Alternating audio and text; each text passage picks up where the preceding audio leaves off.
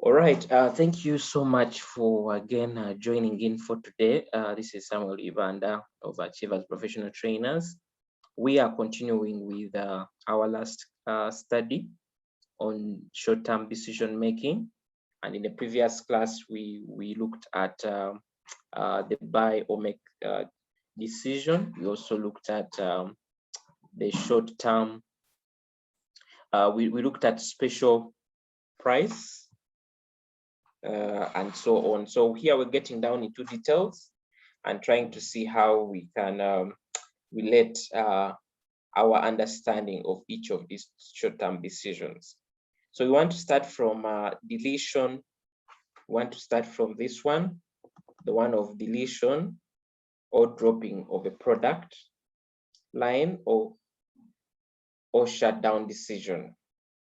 Now, before we get down into this, one of the things that you have to know is that continuously businesses that have, let's say, divisions or that are dealing in different products are interfaced with challenges of having one product not being profitable and maybe the rest of products being profitable. And one of the reasons why, of course, businesses spread this kind of risk, or why they have different divisions, or why they deal in different products, is because they are looking at what's to maybe trying to look at spreading risk, but as well as they have different reasons. With this part, I usually use an example of Coca-Cola. We know very well that Coca-Cola as a brand, especially for Uganda here, is that they are dealing in several kind of products. I think right now they now have an arm of water. Previously, even before they took on Renzoli, they had Azul, I think, if I'm not mistaken, as their brand of water. I don't know if that has been dropped right now. They also have different kind of brands when it comes to their soda. They have, I think the Crest, maybe Crest is theirs, maybe Sprite. They have Stony and so on. Now, just like a company like Coca-Cola, there comes a point in time where a company has to make a decision on either to continue with the production of a brand like maybe Crest, or actually shut down that line, maybe because of demand. Now, the reason, of course, the most common reasons why they shut down a given line is because maybe that line, when you look at the profit that is coming from that line, it's negative. It's basically a loss.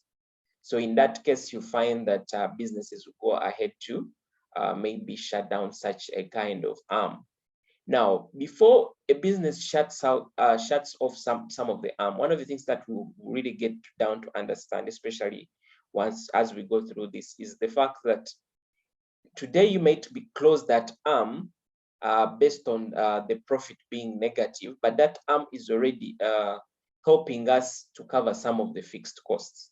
You get it? I think we just saw it when we are looking at the buy or make decision, where if we make a decision to go and buy, then we would have underutilized capacity and we still incur fixed costs that relate to that kind of production. So it's the same thing also here.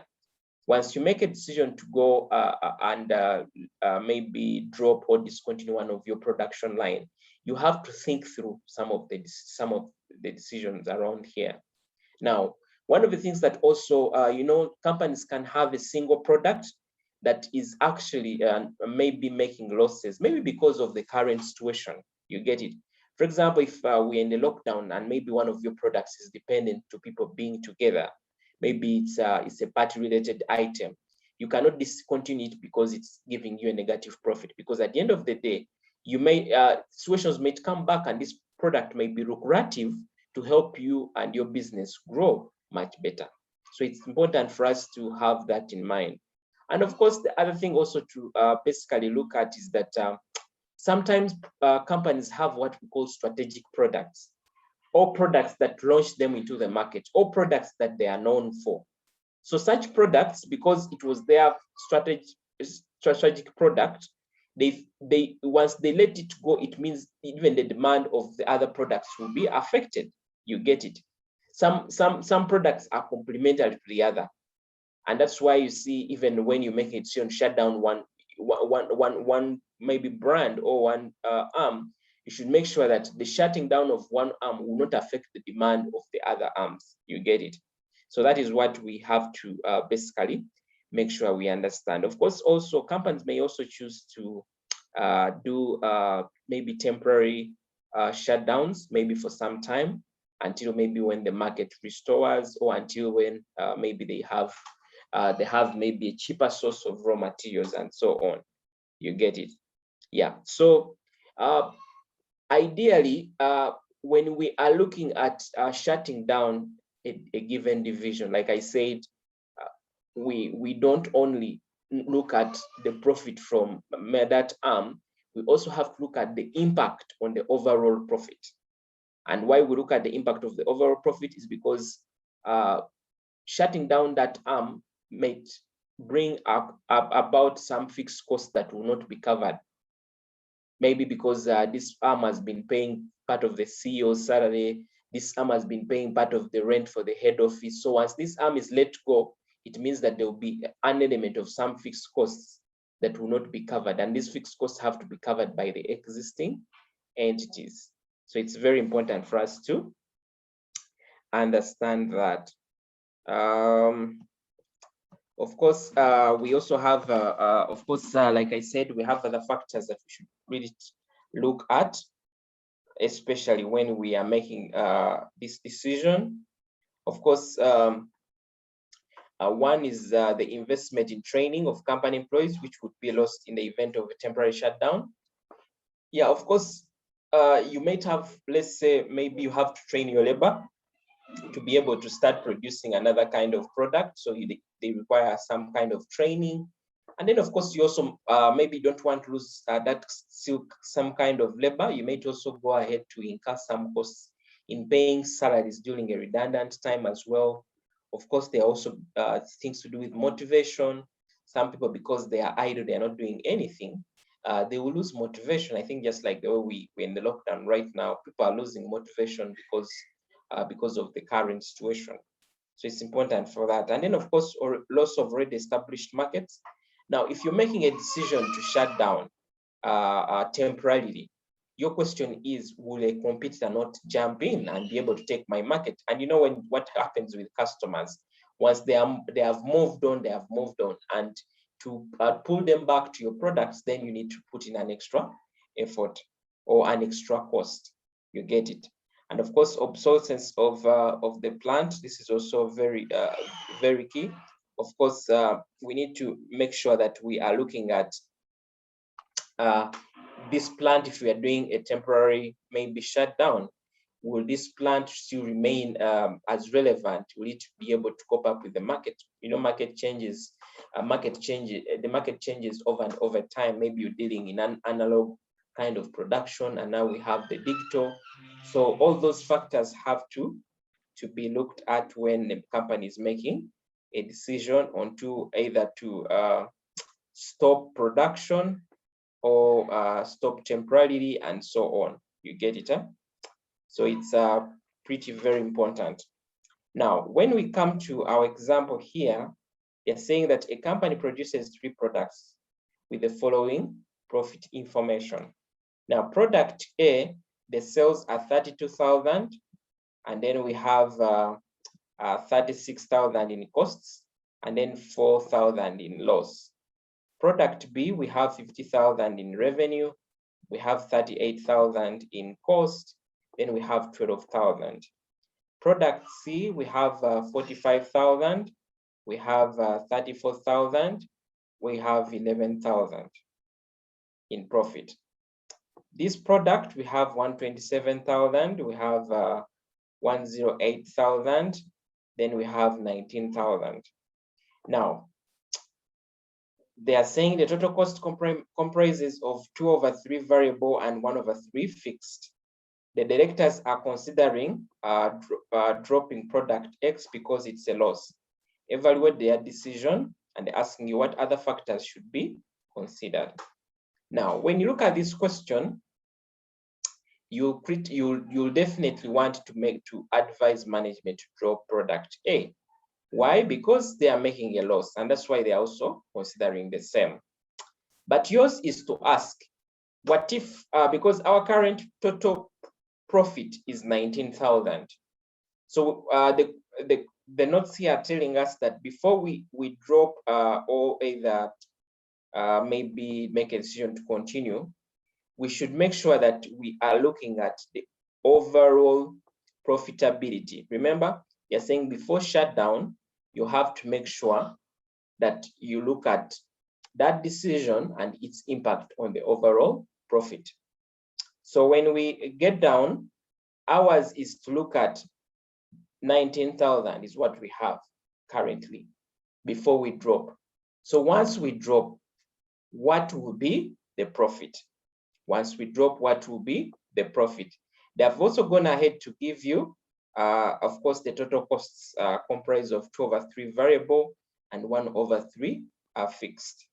So we can try to get this into our question, our Excel, or do a solution for this.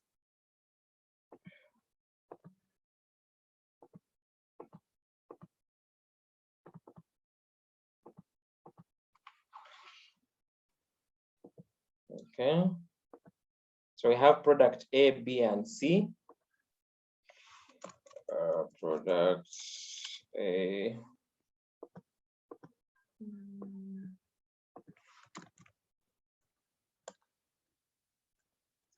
Product B.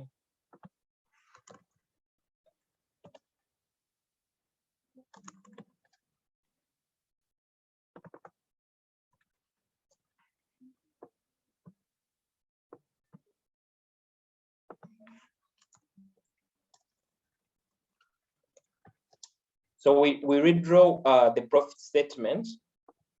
We are trying to redraw the profit statement. So we have 32, 50, and 45. I have 32, 50, and 45. Sorry.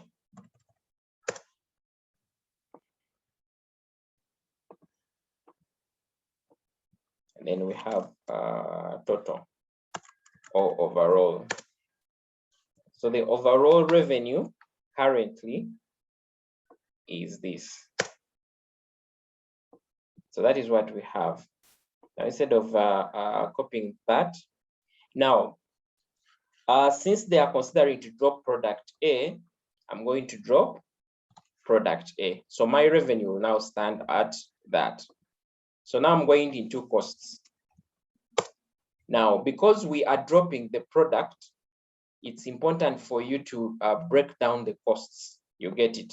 Because once you drop one of the products, that product will only go with its variable costs, but you will definitely remain with the fixed costs. So we have variable costs. Then we have fixed costs.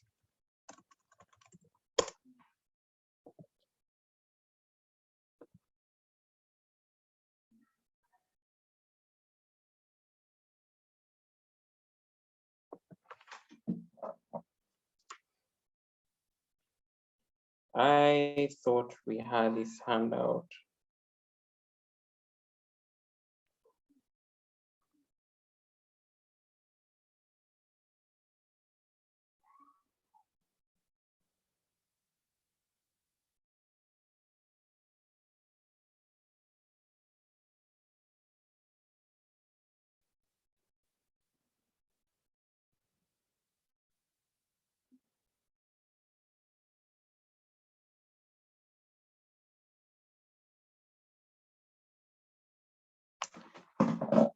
Okay, somebody says they don't have this handout.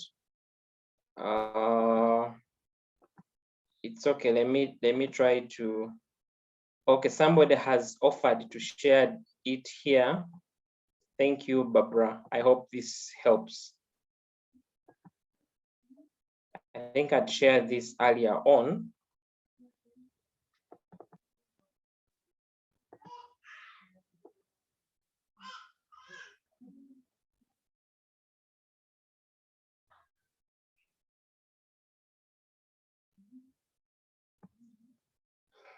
Okay.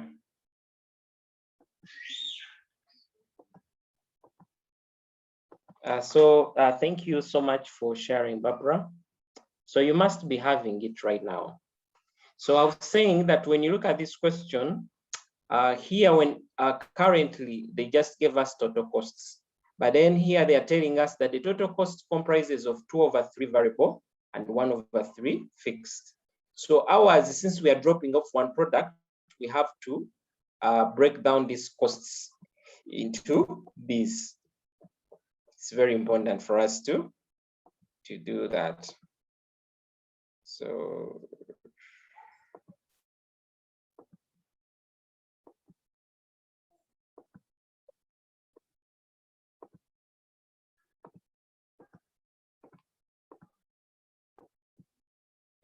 it is 2/3. This is 2/3. Okay.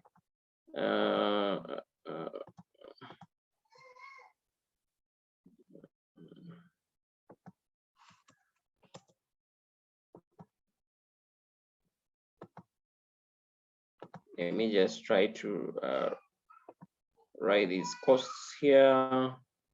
So we have 36, 38, and 34. 36, 38, and 34. 36, 38, and 34. So these are the costs that I do have. You get it, huh? Now, good for you to, we are now going to basically share these costs. Now, for you, since this is your working, you can go ahead to, of course, have this written somewhere. You don't have to bring it here. You get it, huh? Because we are now going to break down this. So they told us that, of course, this is 1/3. 1/3, 2/3, sorry, 2/3 times 36, which is that. Then this should be the same thing. I'm just going to do like this. Sorry. So this is 2/3 of 38, and this is 2/3 of 340. Then if I'm to do 1/3,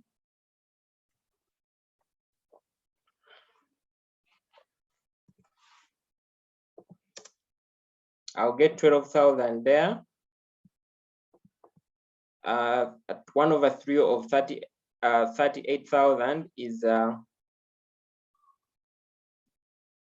1/3 of 38,000 is that. Then this one, 1/3 of 30. This is 340. This should be 34,000. Sorry.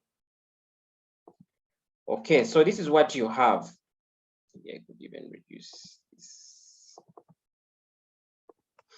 So that is what we have basically.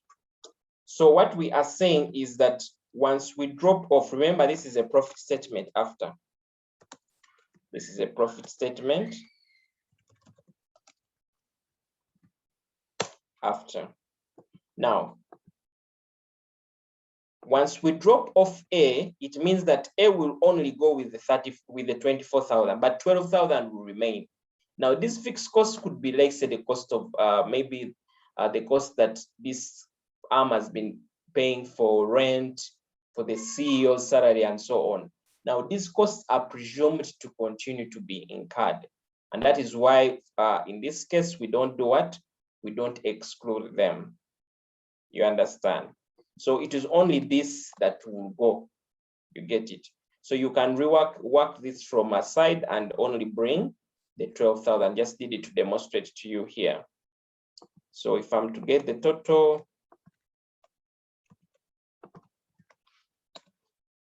so that is what we have. So if I got on to get my profit,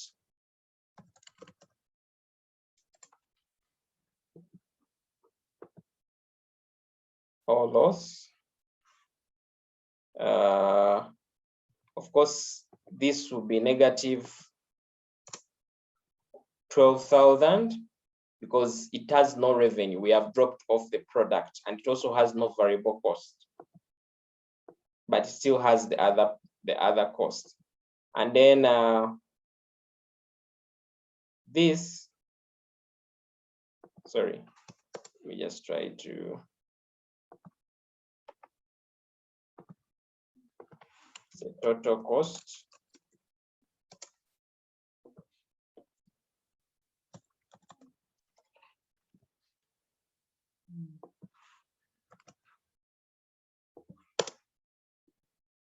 Let's get the total here so it can. So these are total costs. So it's from the total, it's from the sales minus the sales figure minus our total costs. It ends up giving us total of this.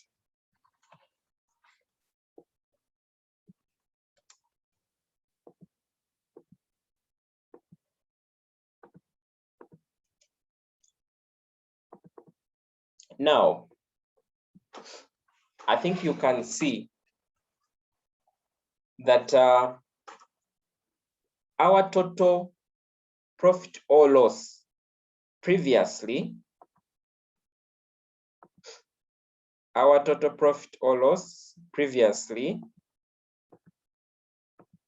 was 19,000. But once we drop off one product, once we ahead and dropped off one of the products, we've had to lose the revenue. We've also gone ahead to lose the variable cost. You get it? And that has affected us because we've remained with a fixed cost. Now, when you remain with a fixed cost, you're seeing that our overall profit is actually reducing. You get it?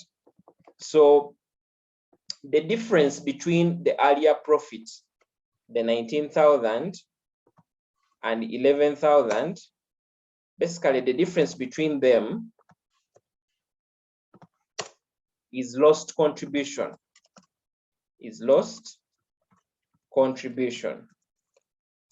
Is basically lost contribution from product A. And the reason why we call it lost contribution, remember, we say that contribution is also equal to revenue less variable costs. So our revenue for product A earlier on was 32,000. It was 32,000. Now, when you subtract from 32,000 and subtract the 2/3,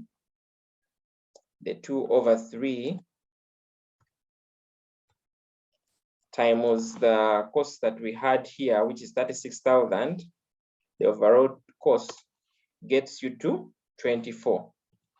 When you get that minus that, you actually come to 8,000. So that is why we are saying your conclusion should be management should not discontinue product A because it will have a lost contribution of 8,000 from this product. It will have a lost contribution of 8,000 from this product. You get it, eh?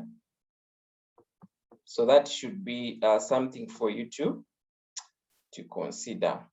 Now, the question also went ahead to say,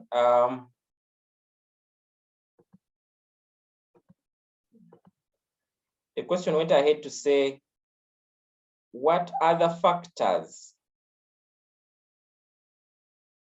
what other factors needs to be considered? What other factors needs to be considered? Now, other factors that need to be considered should be what you should be looking at is what is this product A to the overall market. You understand? Because one of the things, product A's profit or loss might be the way it is because of the current situation, like I indicated already. You get it, huh? Like I indicated already. So since we are saying it's already covering up part of our fixed costs, what we should basically look at is the potential for growth. Can we still be able to, of course, grow the market for this product? Now, there are products definitely that even if you remain with it, it will continue to decline, that even the current contribution will also get down. Maybe because the product is totally out of the market, like if you're dealing in desktop computers, which are for the other mode that was analog, not the flat screens, then you know that you're destined for doom. You get it. So management also has to look at the product, the nature of the product, and the current trends in the demand for that product. You get it? Yeah. And then, of course, also one of the other thing, we're saying that if the elimination of product A necessitates the reduction of fixed costs, then it might be worthwhile to drop product A. Now, if at all the current fixed costs, that we saw that are remaining, this 12,000, reduce with the elimination of product A, then we may consider, to the extent of the impact on the overall profit, then we may consider to continue to drop product A. You get it? Huh? Yeah. So when it comes to other factors, this should be basically real life. Think about if you are the one who is dealing this. Do you just make a decision to drop product A, or you would actually look into other factors? Product A could be the Coca-Cola of Century Bottling Company. And you know what this means? Coca-Cola is what helps to sell the rest of the products. So such a company cannot drop product the Coca-Cola product, because that is its name. It's the one that gives. Even if Fanta is doing very well, and maybe Mountain Dew is not Mountain Dew. Mountain Dew is not for that brand. But if it's another product is doing well, then they may intentionally continue producing product A. You get it? Huh? Yeah. So very, very good for us to have that in mind. So basically, you'd make the conclusion like I earlier stated. So the other that we are looking at as well is the sell or process further. Sell or process further. Now in Uganda, we've seen this especially with farmers, where, for example, you're producing, maybe you have a farm of mangoes, maybe you have a farm of oranges, and you're wondering whether you should sell the raw oranges or you should actually process further. You get it? Huh? If you could be also dealing like fish, and you would want to see if you need to improve the fish, whatever you're dealing with. So the decision on either to improve, process further, or sell as is also one of the short-term decisions that, of course, organizations may go through as, of course, as they're trying to do what, as they're trying to see if it makes sense for them. Now, the principle for either to sell or process further is one. You have to look at, if you process further, what is the incremental revenue? If you process further, what will be the incremental revenue that will come in to that product? And then the other, by incremental revenue, means what's the additional revenue on the existing maybe revenue that you're getting from, let's say, unit product. And then you also look at the incremental cost. What is the incremental cost that you're going to incur to process this product further? Now, if the incremental revenue outweighs the incremental costs, then it is advisable that you go ahead to process further, because it means you're going to make more money by processing further. But if it is otherwise, then you may want to do what? You may have to consider for you to sell as is, unless there are other factors that might come in. It could be a regulation, by the way. You get it. You know, when we are speaking about decision making, we don't only want to restrict ourselves on kind of, should I call them real, but on we want to make sure that we are taking things practically as they can happen in the market. You get it? In case there's a regulation, definitely you would have to process further. You understand? And then, of course, saying farm may produce intermediate products which may require further processing in order to the final product for consumption to the end users. So we have to make sure that any decisions that has to be made, whether the farm can sell intermediate products to other farms for them to complete the processing or incur further processing costs in order to boost their sales. So I think we have to make sure that we are looking at this in depth. But for us to, in summary, for you to basically know, is that this should be your guiding factor. This should be, the decision should be based on your revenue, incremental revenue, versus the incremental costs. You get it, huh? Yeah, so very important. And then we have what we call the sales mix, where there's a limiting factor. Now, earlier on, we said that this limiting factor can be labor, it can be a raw material. I gave you an example of a person who is dealing in jewelry, where they have a limiting factor of a given kilos of gold or another material, maybe diamond, in a given period of time. And you see this diamond has to be used on necklaces, has to be used on watches, has to be used on, let's say, maybe bangles and so on. So the question is, based on the demand we have, which product should be able to be produced more? You get it? When somebody says sales mix, you're basically trying to look at the combination of your products. How many products within your sales mix should you sell? You get it? Should you sell 50 bangles and sell maybe 2 washes? Should you sell maybe, so depending on that, then you make a decision on what exactly basically to do.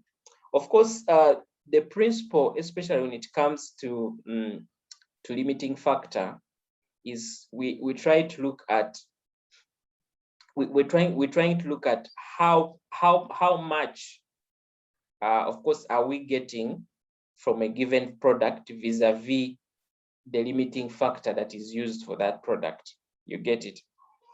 How much are we basically getting from a product vis-a-vis the limiting factor that we actually using in production of that product?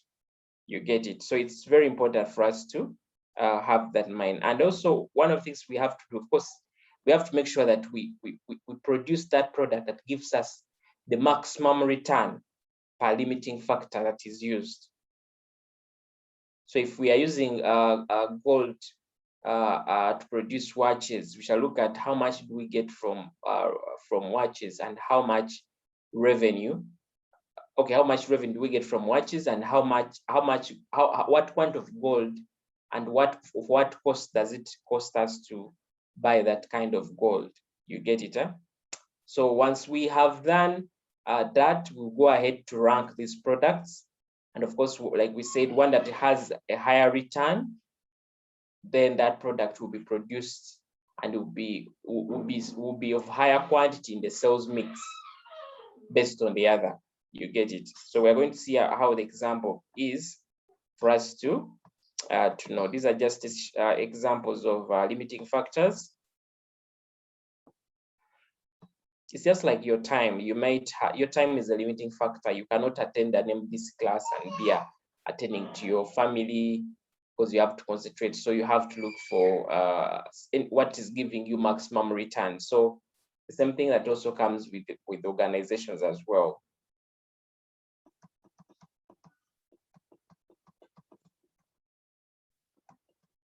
So it's also good for us to note, as we're going to try out the question, is that where there's only one limiting factor, we use the contribution approach.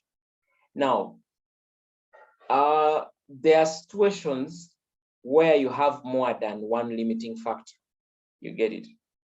Now, I'll give you an example. For you to attend MDC, yours could be a limit of time and maybe money. You get it? Huh? The same thing with organizations. You know, you might be limited with the gold, but you also might be limited with a given staff who has a key skill, and that staff cannot be put on production, on a production of certain quantities. Like they can only support production up to a certain extent. You get it? So it's very important for us to know that. Now, they are saying where we have two limiting factors, then we bring in the linear programming approach. I think this is where linear programming is a topic on its own that we shall be looking at, but this is where linear programming comes in. Of course, it will just be able to help us to get the best combination of products, of maybe the best combination of a limiting factor that gives us a maximum revenue. You get it, huh? And then they're saying where we have more than one limiting factor, of course, we use the simplex W. Those that did quantitative techniques, you know very well that when we have more than one unknown in an equation, more than two, maybe there are three, then we go ahead to use the simplex W, maybe X, Y, and Z. You get it? So if X, Y, and Z are our limiting factors, maybe equipment, materials, and labor are our limiting factors, and we want to get the optimal use of each of them, then we go ahead to use the simplex W method. We shall see how that is done. You get it? Huh? Now, this has some steps on it. These steps are for you just basically to make sure that you remember. Now, one, they're telling us that we identify the limiting factor. So like raw materials, like labor, like maybe machine space and so on. And then we determine the contribution per product. And that's it. We determine the contribution. Contribution is unit price minus the variable cost. Then the other is determine the contribution per limiting factor. And they're saying this gives us the measure of profitability for a unit of a limiting factor. And they're giving us how this is calculated. So the contribution per unit is equal to the unit contribution which we've just gotten up, okay, divided by the units, divided by the units of the scarce resource to make the complete unit. We are going to see when we try out the question. And then after that, we rank the products by contribution, by limiting factor, by assigning 1 to the product with the highest contribution per limiting factor, in that order. Then we allocate scarce resources to the product as follows. By our ranking, where the first product with the highest contribution per limiting factor, of course, will take priority, and then we shall continue like that. Okay. Then they're saying if there's a balance of scarce resources, we allocate them to the next product, and so on and so on.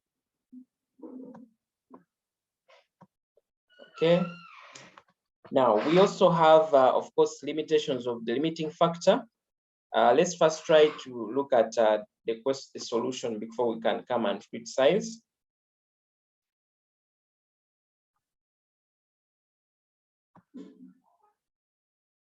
Okay, make sure that you have your book and you're taking good notes of all this that we are doing.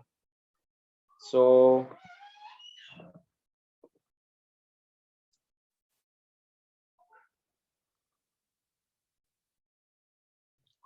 we have this table, just trying to arrange it a little for you to basically understand.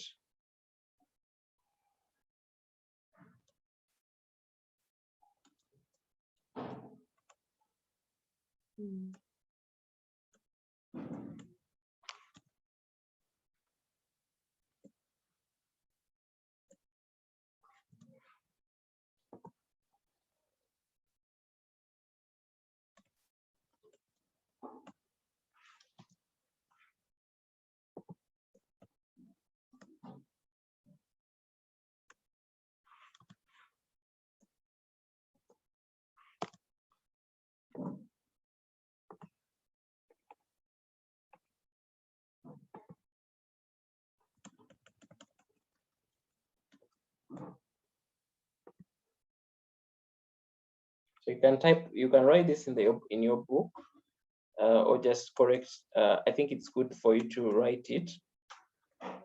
Just rewrite the table so that it is easier for you to follow.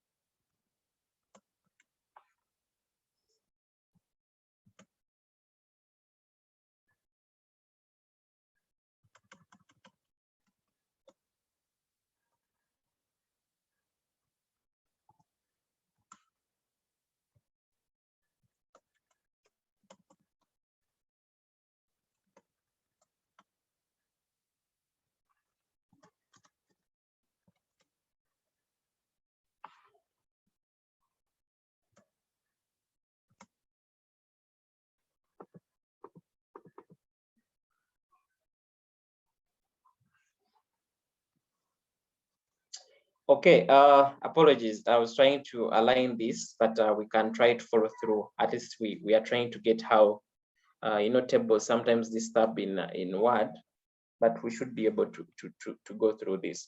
So one, we have this is our sales, and then these are this is what we have as a variable costs. I think you can see the 6 plus 6 is what gives you 12. The 4 plus 18 is what gives you the 22. The 10 plus 14 plus 10 is what gives you 24. And then this 22 is supposed to be up here. It's just disturbing me a little, but should be there.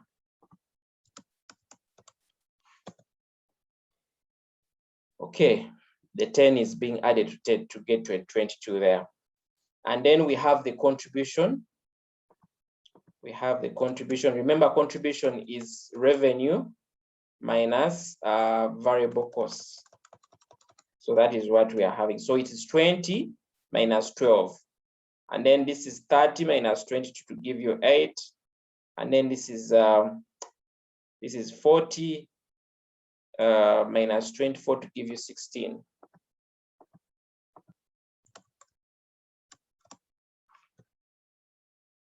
And then this is 36 minus 22 to give you that. Now we also have, of course, resources per unit. We have the resources per unit. Now just know that this belongs to W. This belongs to, sorry.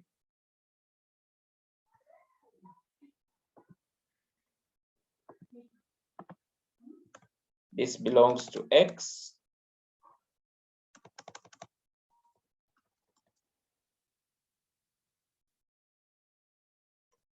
This belongs to Y.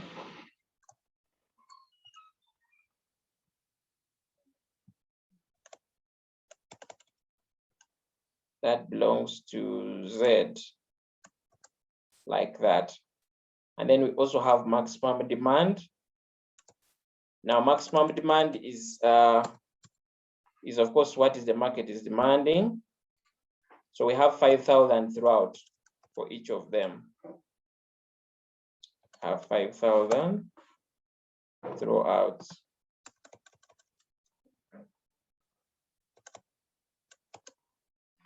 Okay. So they're saying based on the above data, which is the most appropriate mix under the following. So we are first looking at this where labor is limited to 50,000 in a period. Where labor is limited to 50,000 in a period. Now, ours is to go back and see. Remember what they said, our steps? They said, identify the limiting factor. So we've understood, we've identified our limiting factor by the question. Our limiting factor is labor. And then they are saying determine the contribution per product. Now, our contribution per product has already been computed in the question. And these are the contributions we are seeing. You get it, huh? So that is what we have. And then they're asking us that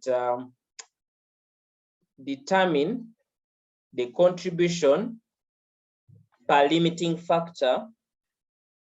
Determine the contribution per limiting factor. And they have gone ahead to even give us the formula for this. The formula for this is the contribution, the unit contribution, which is this unit selling price minus variable cost, divided by the units of the scarce resource that is used to make one single unit.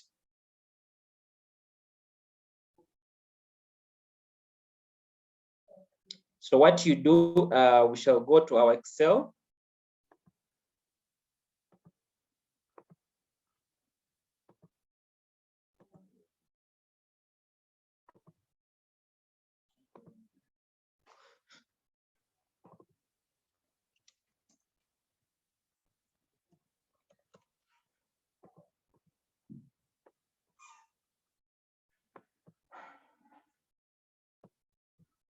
So we have W, X, Y, and Z. Those are our products. So the first step asks us to get the contribution per unit. Contribution per unit, which we had 8,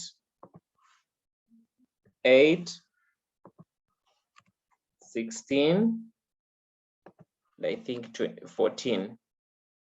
That is our contribution as we have written. Sorry, it's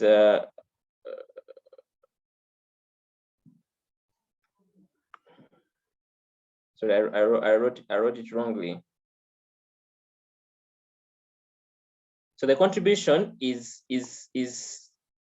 12, 22. Okay, it's 8, 8, 16, 14. Yes, that's what we have. So what I'm saying is the next that they told us here in our step is to determine the contribution per limiting factor. So we are going to put the limiting factor and then get what? Our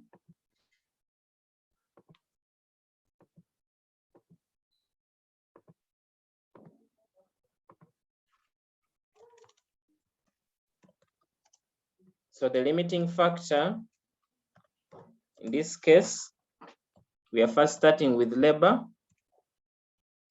So we are going to record the unit costs for labor in each of what we are producing. So we have 3, 2, 7, and 5. 3, 2, 7, and 5. 3, 2, 7, and 5.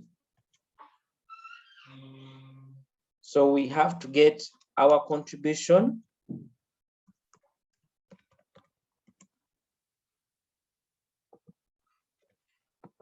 per labor.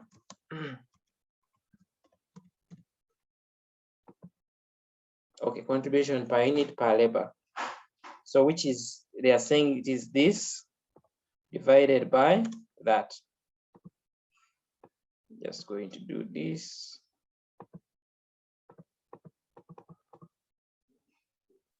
Maybe it would increase. So that is what I have. I'm putting it to decimal places, which is pretty good for yourself as well in the exam. So this is step 2 that we are at. So ours is to go back and see what step 3 tells us.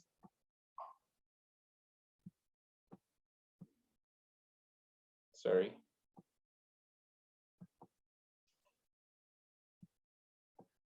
We are down here.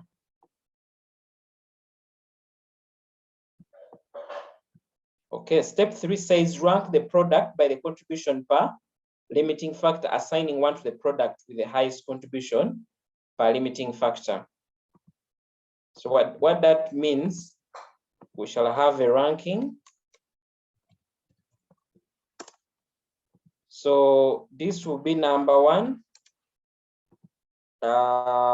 This will be number 2. This will definitely be number 3. And this one will be our number last, number 4.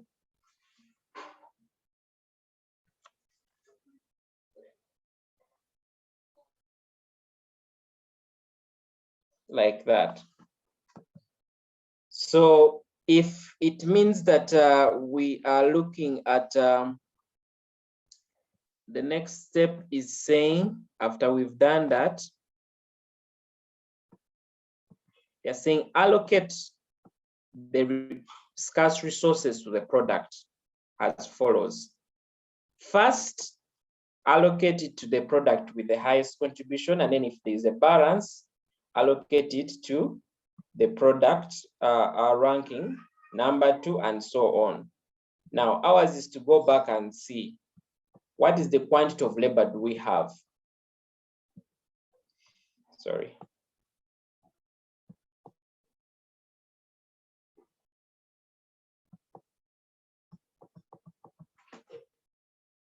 So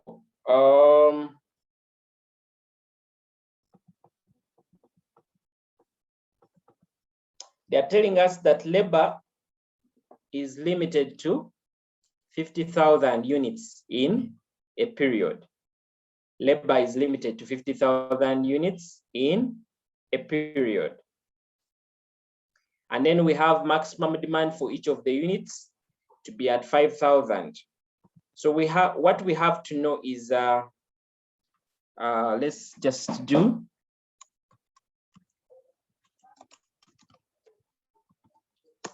current demand is 5,000 here up to here. So now the labor that is needed, the labor needed in total is 5,000 times the labor per, times this. The 5,000, which is the total quantity that is to be sold, times the labor per unit, which they gave us 3 hours for W2 for like that. So I'm going to get, okay. So this is what we have. So W requires 15,000 of labor, X requires 10,000 of labor, Y requires 35,000 of labor, and Z requires 25,000 of labor. Now, remember, the labor that is available is only 50,000 in total. But when you add this, the total of all this is 85, and that's why it is a limiting factor. So the steps are telling us that the one that you've ranked number 1, X, should first get what? It should be the one that we should give first priority. So allocate the scarce resources first onto the product that had, so this one will get 10,000. You get it. This one will get 10,000. So this is, we can say these are units to be produced. Remember, the question is asking us the appropriate mix under the following assumptions. So units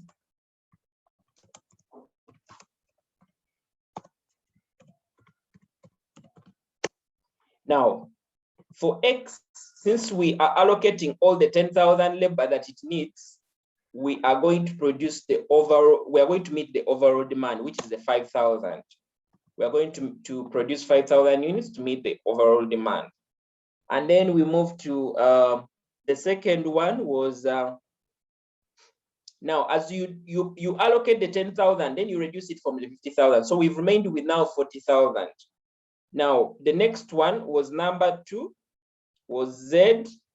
So Z requires 25,000. So we shall still pick 25,000. Now of the 50,000, we've already used 35,000.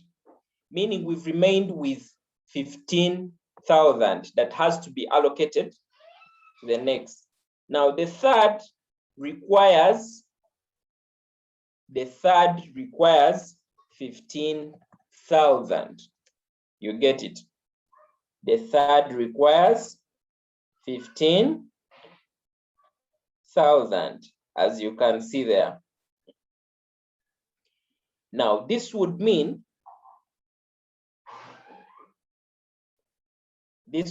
that the fourth, which is Y, is actually left out. So this we shall also produce 5,000 units.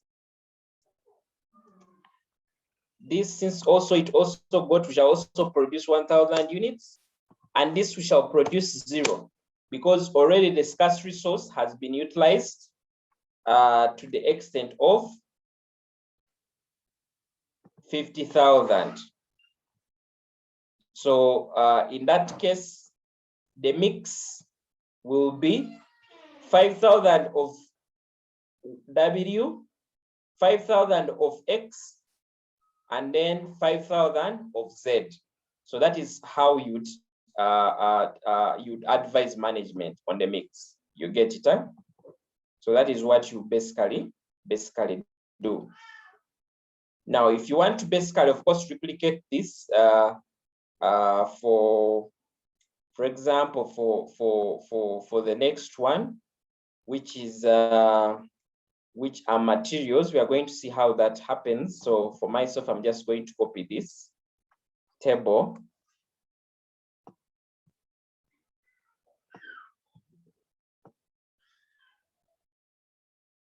So I'm going to do like this. So my limiting factor here will now be is materials.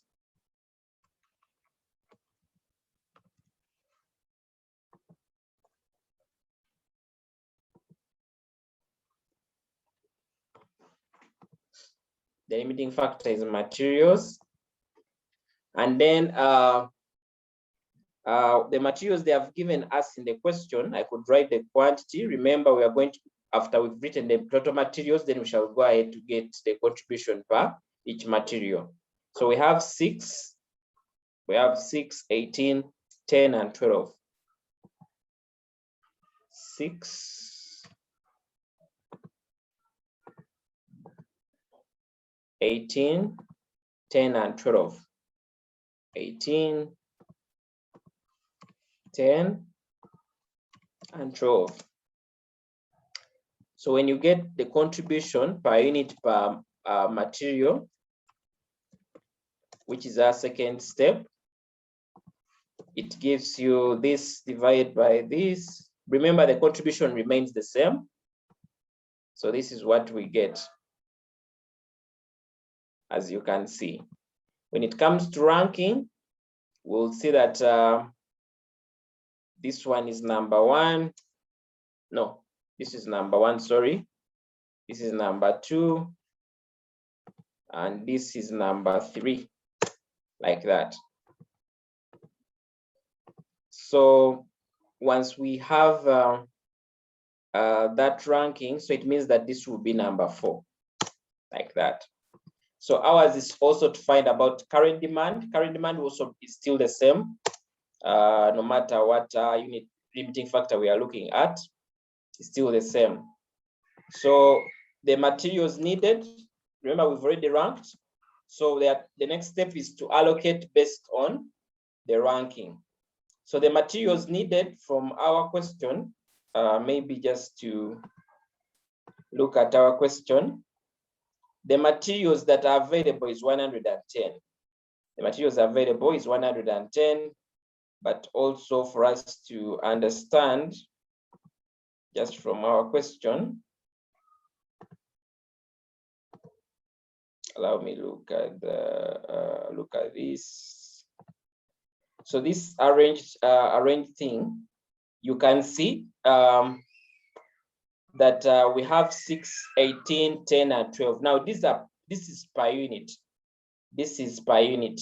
Now, if you want to get the total materials that are needed for W, it will be this per unit times the demand.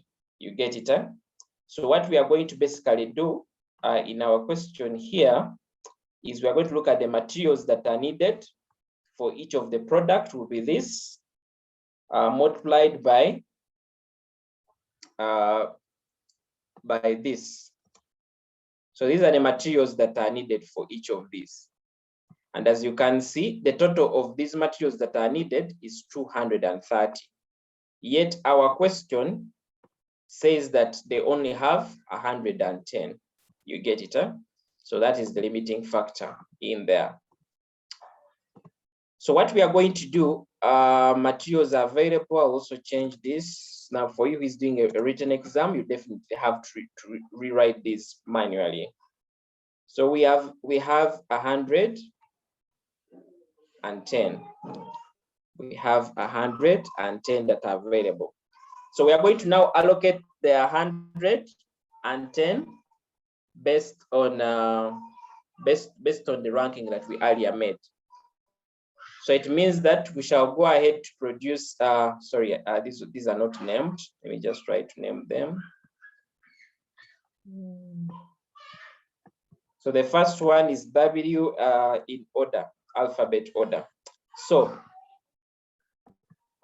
now I'm going to go ahead to of course divide the 110 that is available. Definitely Y will get 50,000 in whole because it's our first priority. And what will happen is the next one is this, which will get the 30. Now we already have 80 used. Then we shall go to number 3. Number 3 needs 60,000. Number 3 needs 60,000. Okay, but remember we have what? We have 110 in total. We have 110 in total. So it means that we cannot even produce number 3 in the whole. So we have to produce part of it. You get it, huh? We have produced part of it. Now, let's first see. After we've given to W and Z of the 110, we've consumed 80,000, which gets us to 30,000. So it is 30,000 that is available. And remember,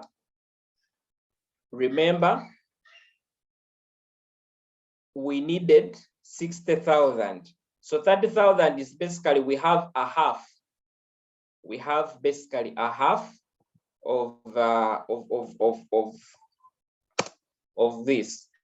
Now, of course, the units to be produced definitely for us on W. For W, you can even compute this. Since W we are producing in whole, we shall produce the whole 5,000. Alternatively, you can even do 30 divide by the limiting factor, which is 6. So you produce 5,000. And then for Z will be 0. So it means that this will be definitely 0. X, sorry, we didn't give anything to X because of we couldn't even get here to the ranking to give anything to X.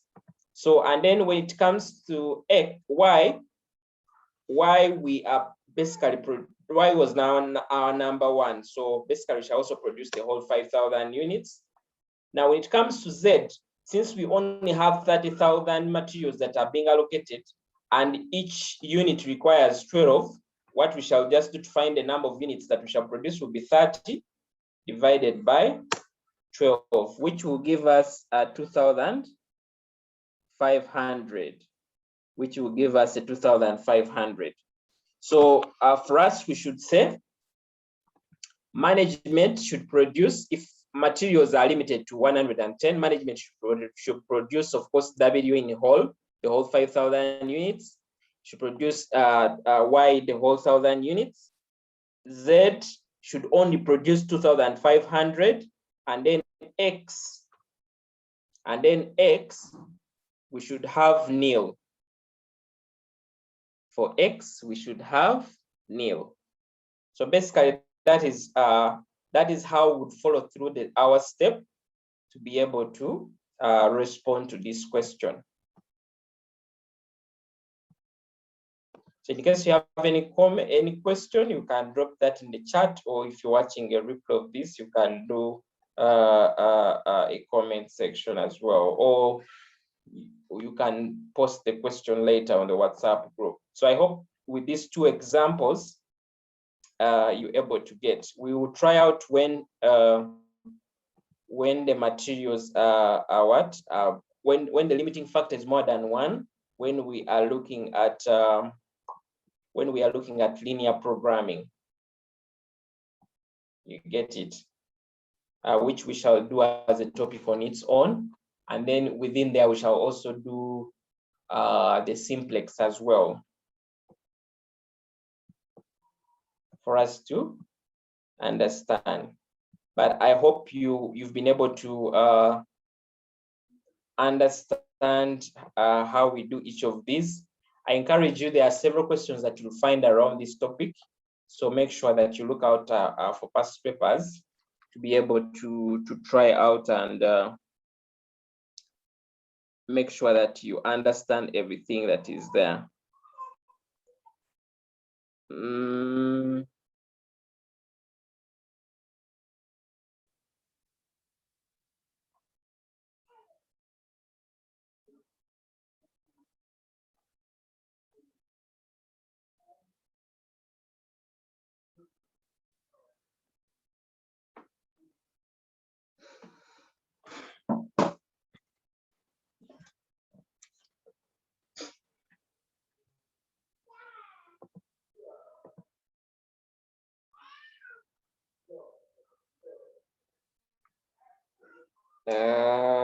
We will have we'll look at that. We'll look at past paper questions. What I just wanted to make sure we prioritize, because examination questions sometimes encompass more than one topic.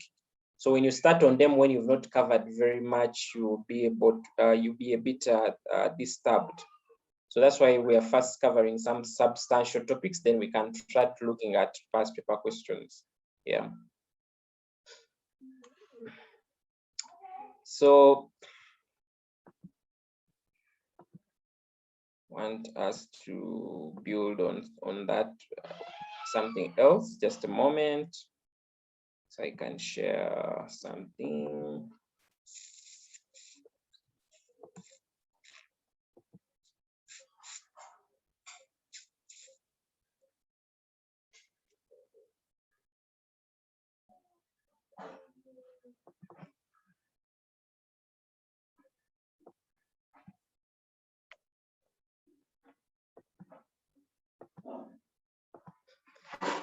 Okay, so given the time, I would love to run through this topic.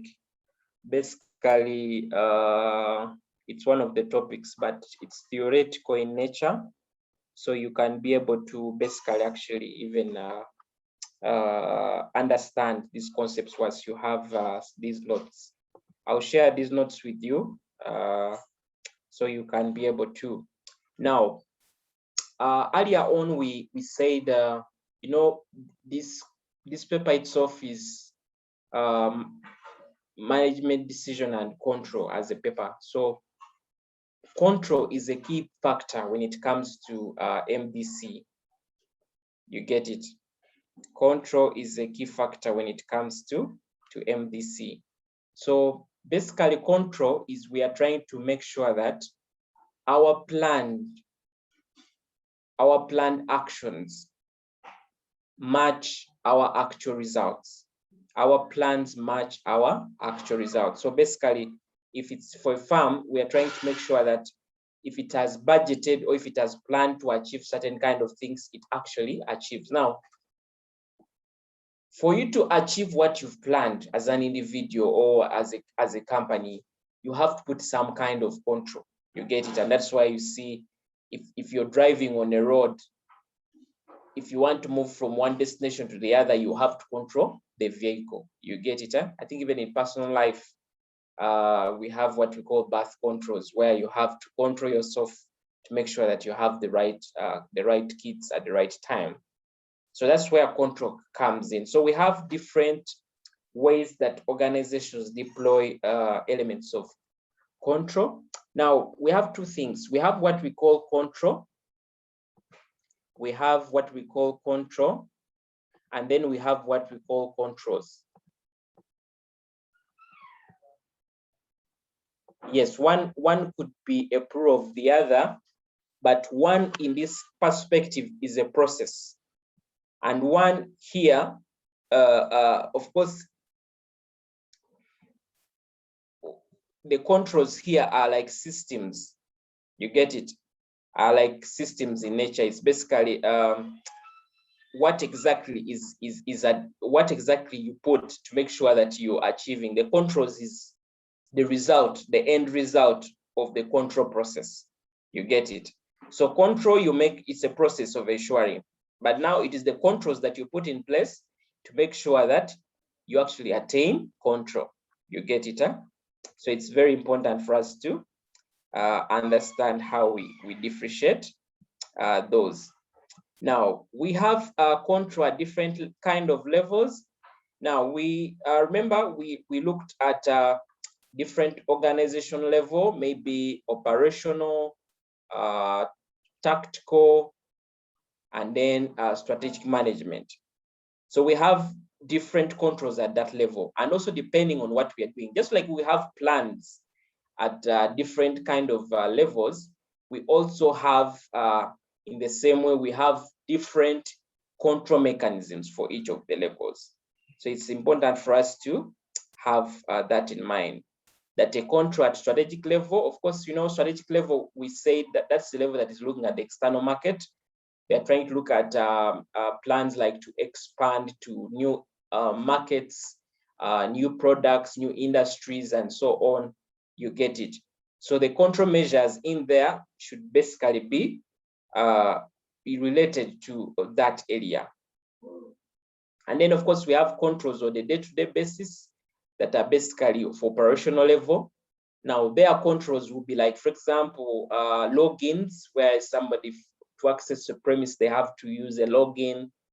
Maybe they have to register. That is to maybe control. It's a control to make sure that workers are performing as they should perform. You could have maybe weekly evaluations. You get it, and so on.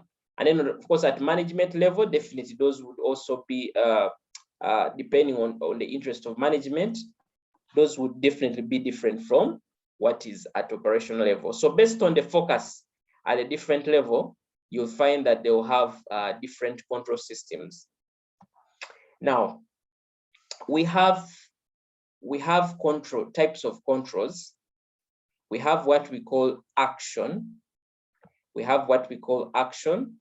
We have what we call personnel, culture, and social control. And then lastly, we have what we call the results or output control.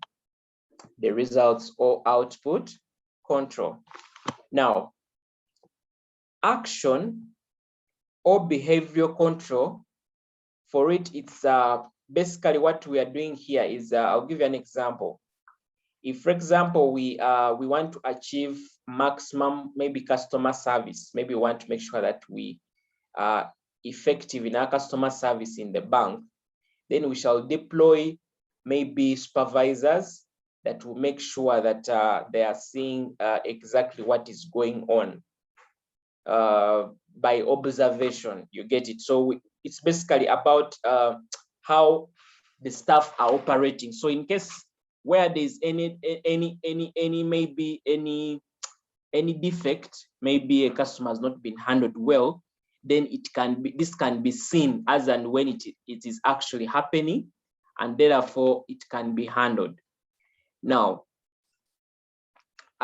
before I look at more of disadvantages and advantages, I would just want to say something on personnel or culture control. Now, with the personnel or culture control, here you don't have to hire a supervisor to keep looking at what is exactly happening. With the personnel or culture controls, here you set up controls in a way that you develop a culture of doing things right, even without no one observing. You get it? I think you've been in organizations where coming late is tracked by, let's say, a login or registering in a book. But then, of course, people that have thought through this have said that when it comes to action or behavior, it has its own disadvantages. Because one of the disadvantages, of course, it's costly because you require an extra cost to put in a given control. But then also one of the other things that is demotivating, because imagine you come to work and the kind of control measure they have with you is how long are you spending at work. Basically, your value is being measured by how many hours you're sitting on your desk. You get it? Yet with culture, ours is to develop a culture of hard work and ensure that every staff embraces this and deploys it. So whether we supervise you or not, you actually delivering the results. You get it? So that is what happens. Then for result control or output controls, here we don't either deploy the observation or action and so on. We are not saying we are developing culture, but we wait for the results. You get it? Just like if it's a bank and it has different branches, it may not have to have somebody to move around the branches to see everything is running very well.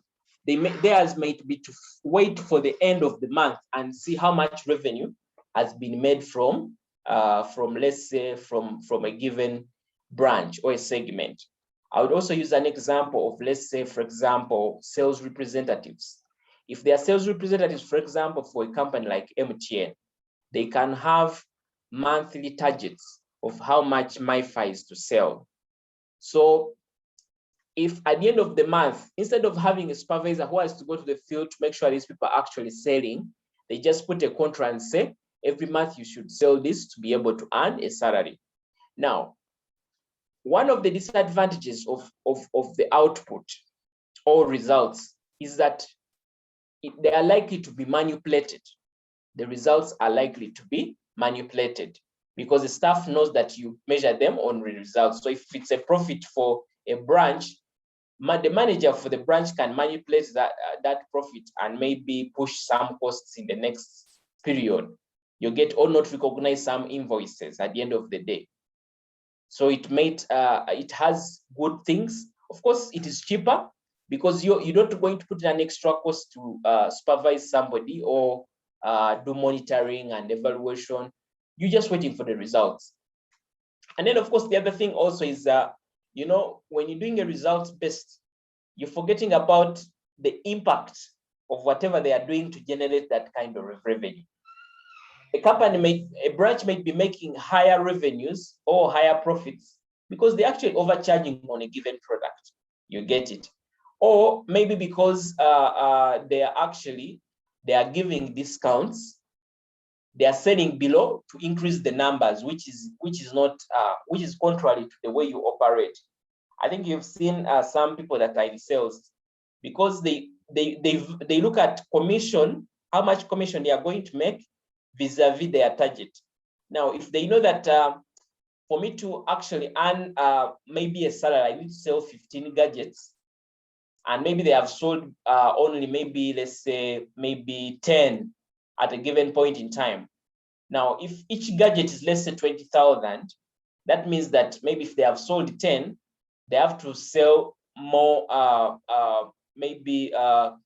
let's say if each gadget, let's say, is maybe it's 20,000 and they have to sell maybe 15 and they have sold 10. It means that they have to sell worthy 100,000, the 20,000 times the 5 units that are remaining. Now, if somebody feels that they are going to miss a target, they may end up buying those units themselves because they know that even when they compare how much cost they are going to use to buy those units vis-a-vis the salary they would miss by not meeting the target, then they are going to lose out. So you'll find, especially when it comes to staff of such companies, they'll have a lot of stock of company stock at their premises because they have actually been doing that. Rather than selling these products, they go ahead to hold them and pay for the value so that they can meet their targets. So those are some of the things. So I just wanted to basically give a very short, precise description on each of these. So that is what happens with action and behavior. Basically, they're action oriented, and whatever is done is basically making sure that things are working as management wishes. So action is also, of course, we have behavior constraints, then we have pre-action reviews, then we have action accountability. You get it? Now with behavior, basically, of course, here we deter you from doing certain kind of things. So things like passwords, maybe key and lock, where only few people have certain keys. We can have, of course, where we say that maybe a given manager should not spend more than maybe 500,000. There could be ceilings. I think we've seen that, especially, for example, for petty cash. And then we also have what we call pre-action scrutiny. Pre-action scrutiny. This is where, of course, before you do anything, there needs to be a kind of approval. You get it? They are giving us an example here. For example, if you're to build a house somewhere, there should be actually an approval by, let's say, the municipal authorities before you can actually go ahead to build that house. So it's a pre-action. You get it? So it's a control measure to make sure that you're building the right buildings, but it's pre-action before you can actually go ahead to build. And then we have, of course, we have action accountability. And of course, right here, action accountability is basically where we have certain guidelines of the way we work. You get it? Eh? And an example of this could be where we established work rules and procedures. It's basically the do's and the don'ts. You get it? The do's and the don'ts. And of course, whoever does the don'ts, then of course they are subject to punishment. You get it? Eh? So that's what happens with action accountability. So then personnel culture. By the way, this personnel culture is the most commended one, because remember, here you're not doing observation, you're creating a culture of high performance. I think you've been to, for example, banks where they have a lot of, very good customer care, and there's no camera watching. It's just within them, they value the brand, they value treating customers well, and so on. You get it? Huh? So that is what happens with this. So we also have this broken down. Of course, personnel controls. Of course, this looks at you making sure that you recruit the right people at the start. When an employee is entering the organization, you're making sure that they have the right competencies. So that at the end of the day, when you recruit them, you don't have to see to make sure that you're seeing maybe someone doing the right thing, because you already know that you recruited them with the competence to do their work. So we have the personnel, and we have different ways, of course, we can achieve that, between selection and placement, training and job design, and so on. So all these are intended to make sure that these employees, it's a control measure, these employees understand their work. These employees are allocated to the work that matches their skills and competences, and so on. You get it? Huh? So we get down to break this down, as you can see. Then culture is what I've just been talking about, where you set a kind of culture that influences people's action. You get it? Huh? So you just say, for us, we are welcoming. You get to an organization and everyone is welcoming you, and so on. So it's a culture control. And then the results based that I just talked about, remember I said here, we basically set a result and say you should sell 5 units, you should make this profit, you should teach this number of people. You get it? Eh? And so on. I'll give you an example. For example, a service like ours here, our tutoring service. Somebody may ask, if we want to make sure that we have controls, what shall we basically do? We cannot have somebody to supervise every tutor when they are teaching, because that will be an extra cost.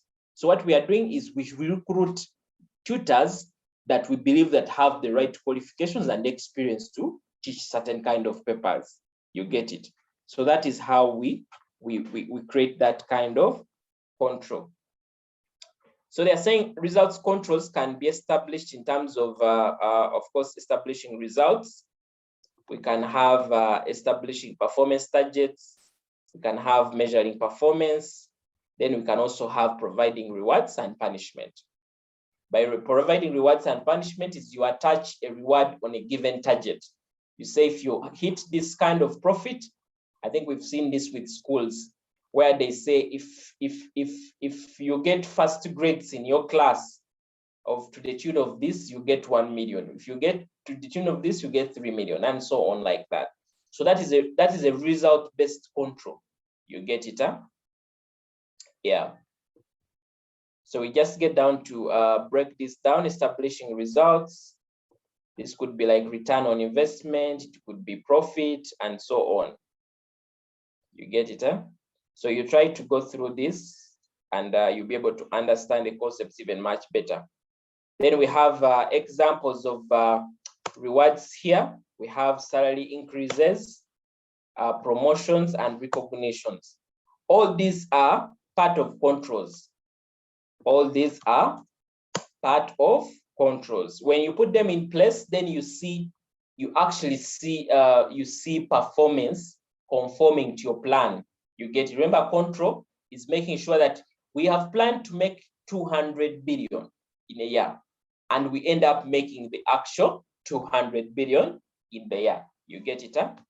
So it's important for us to have that. And of course, punishments as well. You demote somebody. If somebody fails to obtain, of course, the reward, they could also lose their jobs and so on. Okay, then I want to also speak about feedback and feed forward controls as we finish for this class. Now, feedback is you wait for the process to end and you get feedback. It's just like the way CPA does. CPA is a kind of feedback. That is control is like feedback. You study, no one is controlling you, either you're in class or not, either you're on your WhatsApp and so on. Then we wait to the end where we send you results, and that is your feedback. You get it? That is your feedback. The same thing with companies as well. With feedback, companies will wait for the performance to end, for the financial to end, and then they will look at what were the divisions, what exactly happened. You get it? What exactly happened, and then of course that will help them replicate this into the future, maybe in the next period. Now with feed forward, what we basically do is we make sure we look into the future. We pre-evaluate what might happen. You get it? We pre-evaluate. That's why it's called feed forward. It feeds into ahead. You don't have to wait for the period to end, but you pre-read what will exactly happen. You get it? And that's why you're saying feedback control here involves monitoring outputs achieved against desired output and taking whatever corrective action is necessary. But all this, you should have in mind that this analysis is made at the end. You get it? And then in feed forward, we are saying that we predetermine, and these are like, we do predictions. We basically do predictions of what might happen, and then we take corrective action. We basically start taking control before we can actually get to the desired output. Of course, in most cases, anyone would believe that feed forward is much better, because with it, you know very well that you cushion yourself onto any kind of divisions that might happen, because you're pre-thinking, you're predicting what will exactly happen ahead of the day. You get it, huh? Yeah. Because you don't want to wait for feedback. You know, feedback is bad. For example, right now you have to wait for the results to come back for you to know either you've passed the paper or not. By the time the results come back, you cannot change anything. But if you had a kind of control measure that you're trying to predict what might happen and taking corrective action, then you create a higher assurance and likelihood of actually achieving your objective or goal. You get it? So you understand that. Then we have this part of harmful side of controls. Now with harmful side of controls, we are saying, like the way we've seen some of the controls up, for example, action-based. I think we saw what happens with action-based. We are saying it creates a kind of motivation, loss of motivation. You get it? If people are doing things because cameras are seeing them, if they are doing things because there is a supervisor, if they are doing things because there are rules and regulations, you get it? Do's and don'ts. It's a way it motivates them. You get it? It demotivates them. So one of the harmful side side effects of controls is, of course, affecting employee behaviors. You get it, in the areas of course, motivation.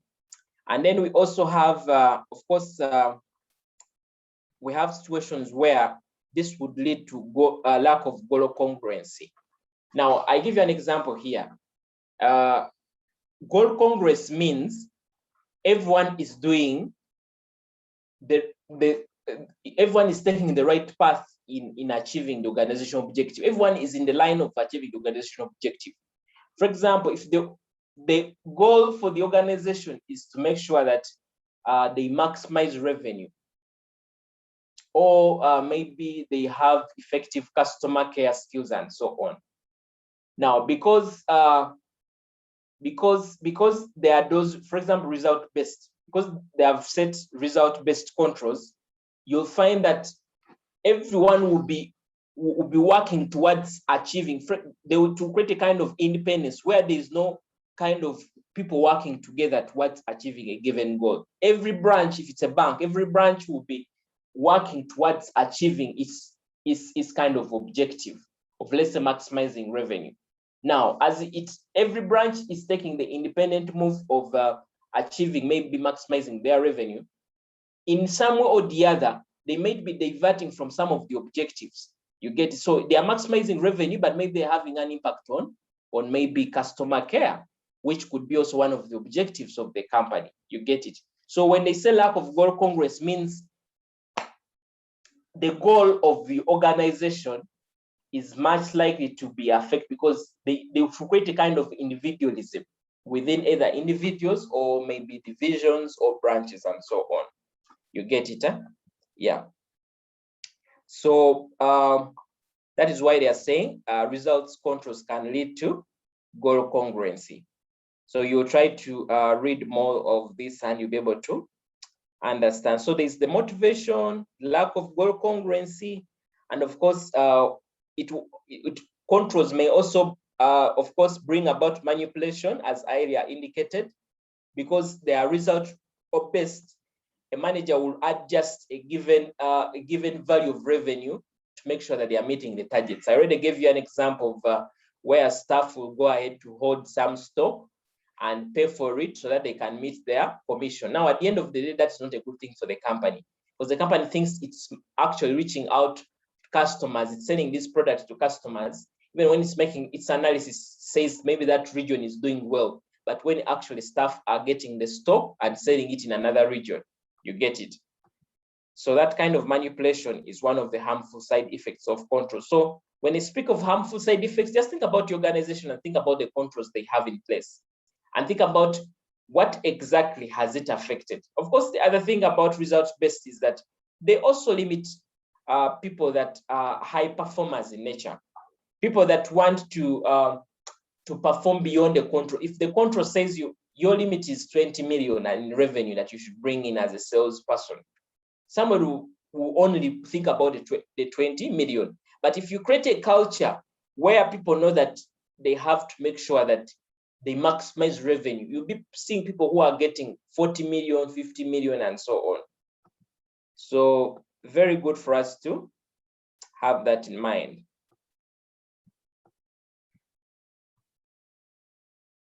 So here we just try to go through the advantages and disadvantages,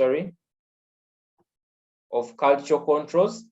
I think for now, you now understand personnel or cultural controls. So we have advantages here. Definitely say they have relatively few harmful side effects because it's within people. It's a culture that is created within people. You get it? Huh? Yeah, in small organizations, of course, where we cannot afford the costs, they're not very, of course, they're not very costly. And of course, one of the other things is that they're saying if personnel or cultural costs are not sufficient on their own, it will be necessary to supplement them with other form of controls as well. Okay, and now this is a disadvantage on its own. This is a disadvantage because it means that they can't work alone. Just wanted to correct this.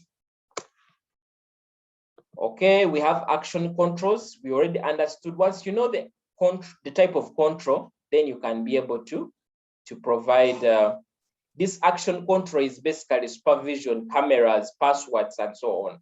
Of course, we've already spoken about the harmful effects. These are the harmful effects.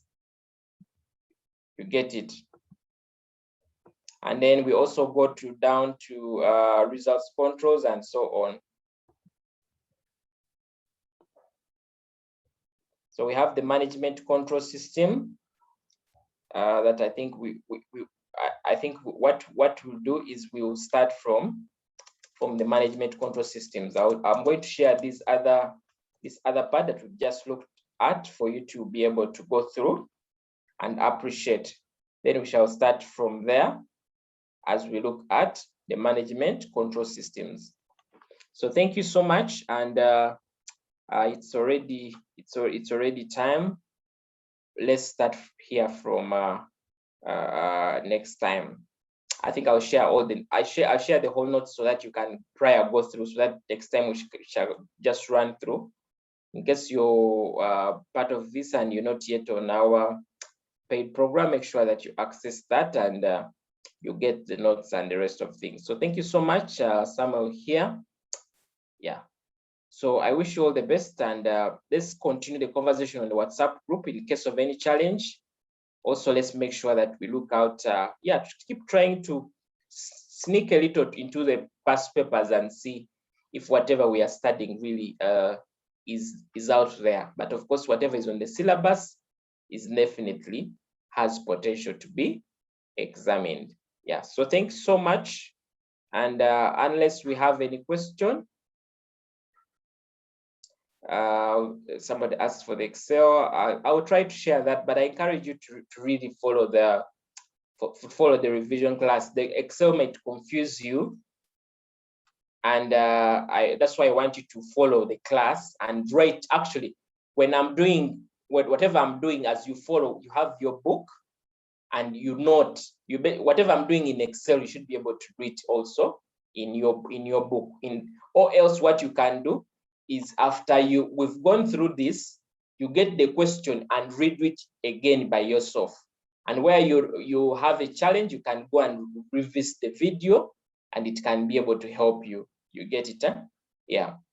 So we're just trying to make this like a normal learning way, because we don't give out blackboards or the whiteboards to our students.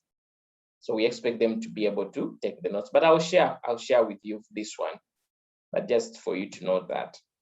So thank you so much. And otherwise, I wish you all the best. Bye-bye.